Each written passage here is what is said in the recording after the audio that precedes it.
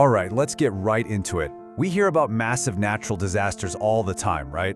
But what do we actually learn from them? Today, we're going to dig into some of the most catastrophic events in human history and uncover the tough lessons that, believe it or not, help keep us safe for today. Just look at this number for a second. 3.7 million.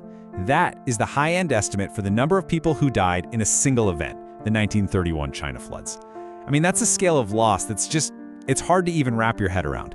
And that's where our story really begins. So, I want to be really clear. This isn't going to be some morbid countdown of disasters. Not at all. Instead, we're going to look at these events as history's most brutal teachers. It's a story of human ingenuity, really, and our constant struggle to survive on this incredibly powerful planet of ours. First up, let's talk about what happens when the very ground beneath our feet betrays us. What if earthquakes taught us about living on a world that's so dynamic and sometimes so incredibly violent? So let's rewind the clock. Way back, we're talking 1556. In China, the Shanxi earthquake hits, and in a single horrifying event, an estimated 830,000 people lose their lives. To this day, it is the deadliest earthquake ever recorded. And you know, what's incredible is that even from a catastrophe in the 16th century, a super important lesson started to sink in. Survivors noticed that buildings on solid ground did better. This was really the birth of a basic but vital idea. Where you build and how you build is literally a matter of life and death. You have to understand the ground itself.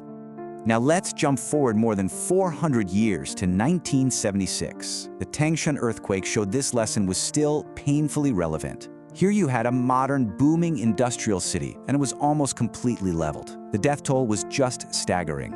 So what was the culprit? It was something called unreinforced masonry. Basically, brick buildings that just crumbled. The lesson here was crystal clear. You absolutely need strong building codes. You have to go back and fix older, weaker buildings. And you just can't cut corners, especially in crowded cities. And then we saw this exact same tragic lesson play out again in 2010. The earthquake in Haiti wasn't the strongest we've ever seen, not by a long shot, but because of widespread unsafe construction and building codes that just weren't enforced, the result was absolutely devastating. And this gets us to a really crucial point. This stuff isn't just about engineering and physics. It's about justice. Having a home that won't collapse on you during an earthquake, well, that shouldn't be a luxury, right? It's a fundamental issue of safety and fairness for everyone. So, when you put them side by side, Tangshan and Haiti, the core lesson is identical.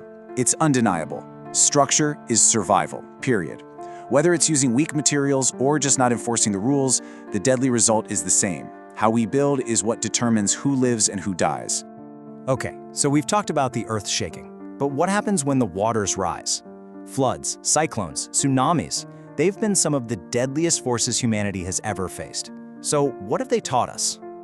Back in 1970, the Bola cyclone slammed into what is now Bangladesh. And it wasn't just the wind, which was bad enough. It was the storm surge. Imagine a literal wall of ocean water that just swept over this low-lying pack delta. The loss of life was almost impossible to imagine. The aftermath of Bola was a total game changer. It proved that building seawalls and physical defenses, it's not enough. You have to warn people. The creation of early warning systems, combined with shelters and just teaching people what to do, became an absolute top priority. Communication, it turns out, saves lives. And this need for warning systems was tragically highlighted on a global stage in 2004. An earthquake off the coast of Sumatra unleashed a massive tsunami that shot across the entire Indian Ocean. It hit 15 different countries and killed nearly 250,000 people. The response to this was incredible. Think about it. Before 2004, there was no coordinated tsunami warning system for that entire vast region. It was a massive, fatal blind spot.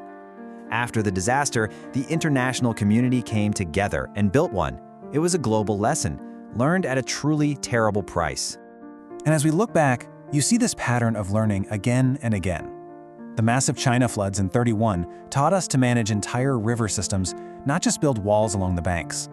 When levees and dams failed, it showed us our defenses need constant upkeep and have to be built for weather we've never even seen before. And amazingly, events from centuries ago, like a cyclone in Calcutta, taught us we need to use old records to map out future risks. So we've seen all these individual lessons from earthquakes, floods, and storms. What happens when you put it all together? After centuries of this devastation, what is the actual blueprint for survival? Well, it turns out there is. All these hard-won lessons, they come together into a really clear 4-part strategy for building resilience. You can think of them as the 4 pillars of survival. First, you have to understand the risk you're facing. That's the lesson from Shaanxi in Calcutta. Second, you engineer for extremes. That's what Tangshan and the Typhoon Nina dam failure taught us. Third, you communicate warnings loud and clear. That's the legacy of the Bola cyclone and the 2004 tsunami. And finally, number 4, you plan holistically. You have to bring everything together, from city planning to simple disaster drills. And that's really the whole story right there. It's about the journey we've taken from just reacting to tragedy after it happens to proactively building communities and systems that are designed from the ground up to withstand nature's biggest punches. That's what resilience really is.